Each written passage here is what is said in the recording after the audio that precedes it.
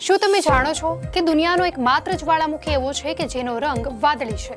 જી હા મિત્રો, ઇન્ડોનેશિયાના જાવામાં આવેલા જ્વાળામુખી કાવા ઇઝેનનો લાવા વાદળી રંગનો છે.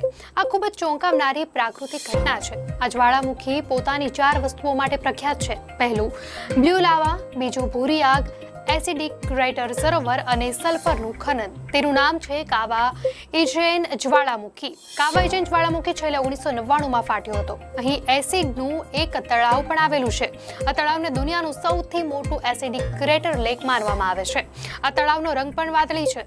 લાવા અને તળાવ વાદળી હોવા પાછળનું કારણ સલ્ફરનું વધુ પડતું પ્રમાણ છે. અહીંયા લોકો માઉન્ટેન હાઇકિંગ માટે આવે છે, જેથી વાદળી રંગના લાવાને નીકળતા જોઈ શકાય. અહીં કેમિકલ માસ્ક લગાવીને જવું પડે છે, નહીતર સલ્ફરની ગંધથી તબિયત ખરાબ પણ થઈ શકે છે. એસિડના તળાવની પાસે જમીનમાં જતો એક રસ્તો છે, જ્યાંથી સલ્ફર બહાર આવે છે. આ સલ્ફર ઠંડો થાય ત્યારે પીળો દેખાવા લાગે છે અને પથ્થર બનીને જામી જાય છે.